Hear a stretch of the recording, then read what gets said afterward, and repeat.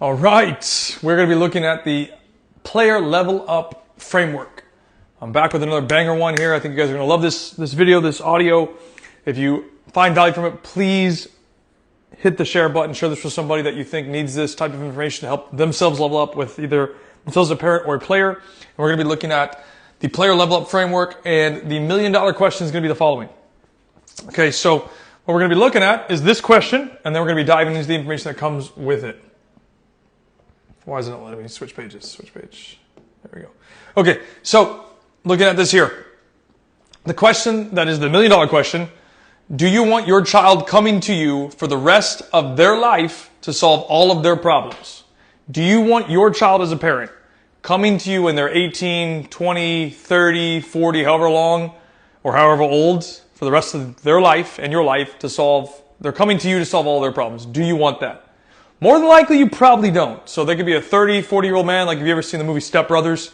You got two 40-year-old men that act like, 10, 12-year-olds. I don't think you want that. Okay, so where am I going with this? We're going to find out right now. So my dad used to be a coach, not a high-level coach, but he used to coach grassroots. I think he had a E license or D license maybe.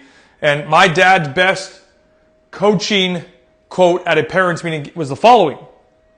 And I actually heard him say this: if you want your child coming to you for the rest of their life, looking for you to solve all of their issues. So if you want your child coming to you for the rest of your life to solve all of their issues, continue to joystick, yell, or berate and solve all of their problems on the field as a youth soccer player. So I'm going to put that together for you. If you want your child coming to you for the rest of their life looking for you as the parent, to solve all of their issues, their problems, issues, continue to joystick, yell, or berate and solve all of their problems on the field as a youth soccer player. So you're going to yell, you're going to scream, you're going to tell them exactly what to do. When you don't give them the freedom to make their own decisions, they're going to have to come to you to solve their problems because they don't have the awareness to figure it out themselves. Okay, this is why I continue to reinforce the ideas that between the ages of 5 to 14 years old, your child needs a coach who cares and wants to develop. Anything else, so like whatever badge is on the shoulder, is literally practically meaningless. And the point of that is because no player between the age of 5 to 14, unless they are a generational talent, which is less than 0.000000001%, are not going to get signed from that point.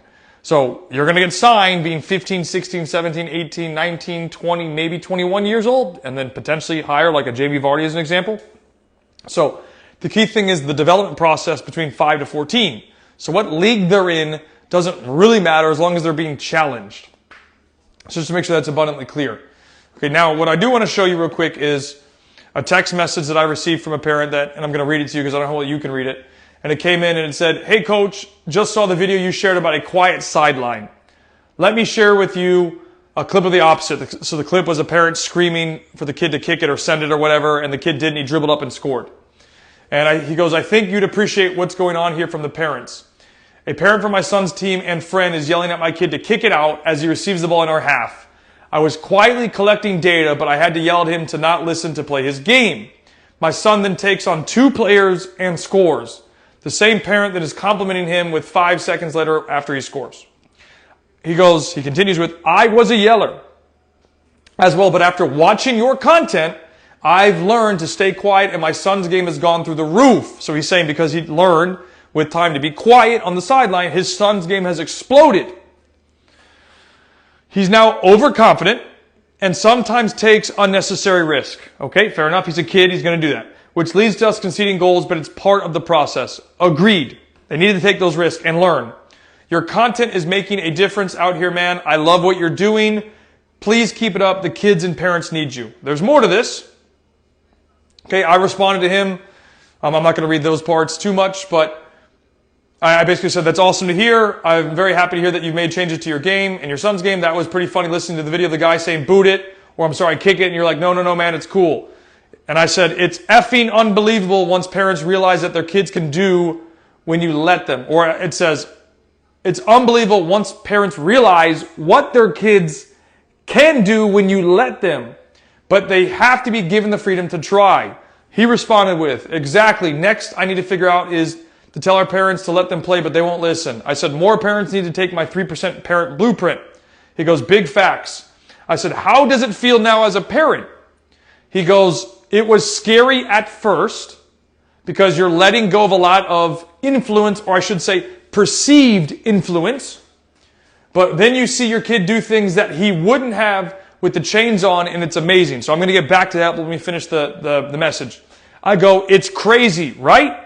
He said, for sure, bro. It's like a domino effect after it. Makes so many things easier. Now he's practicing on his own. He listens more to me and his coaches. He's willing to learn and get better because it's for him and not for mom and dad.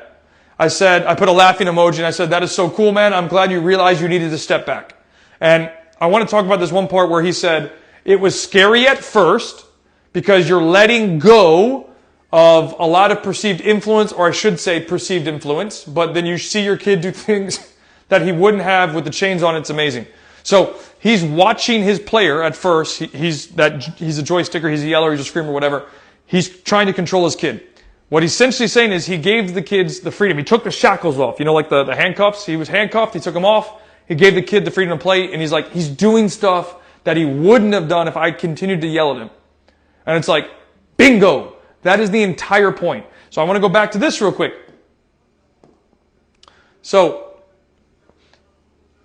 I certainly I would not want my child at 30, 40 years old, like in Step Brothers, coming to me saying, how do I solve this problem? I don't mind giving some advice occasionally, but my job is to help prepare you from like birth to 21 years old, give or take, right? Maybe 18, whatever it is. But the point is, they need to be independent. How do you develop people or future people, young kids, to be adults, to be leaders, to solve problems on their own, to be independent? You have to start giving them freedom when they're younger to be independent. That includes being on a soccer field. Well, you might argue, well, Kyle, I don't really have a coach. I don't like my kid's coach. Well, okay, I understand. I get that. But here's the thing.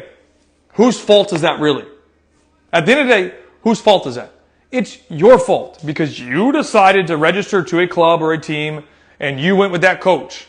That's your fault, not anybody else's fault. Now, you could also argue that there are extenuating circumstances like coach quit, coach whatever. Okay, cool. So then maybe that's not your fault. But still, for the most part, and maybe you're a specific case, I'm talking in general here, the general outliers, and I've had parents argue with me and say, well, it's not my fault. Yeah, it is. You decided to pay the organization and you don't like the coach. You knew that ahead of time. That's your fault. Don't blame anybody else for your mistakes. It's like when I make a mistake, I own that. It's okay. But the thing is, if you want your child coming to you for the rest of their life, looking for you as the parent to solve all of their issues or their problems, continue to joystick, yell, or berate and solve all of their problems on the field as a youth soccer player.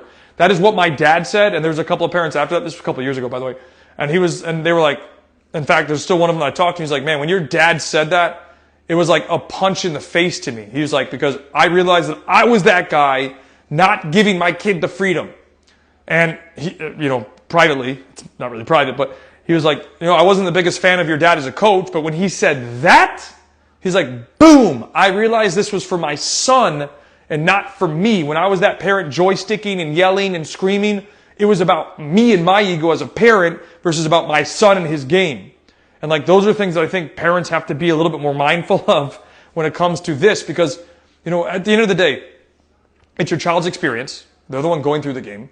They're eventually not going to be a child anymore. They're going to be an adult. And sometimes I feel like parents lose sight of that. Like they want to control everything that their child's doing. I get it. But you also have to give them the freedom to make mistakes. Like think about when you were a kid, like when I was a kid.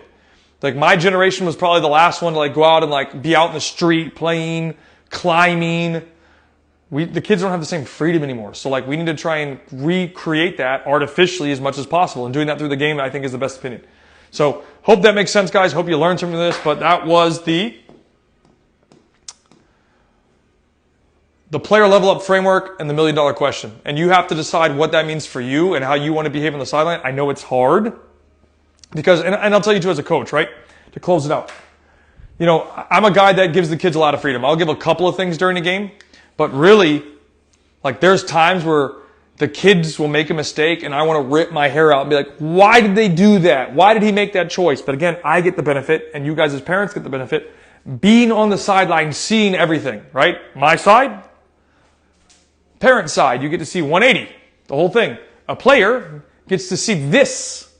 This is all they see. So we get the benefit of seeing the whole field. They get the benefit of seeing this little small space or vision area. And it's much harder, man. Like, imagine going through that. It's not easy to deal. And then you got all those stressful things.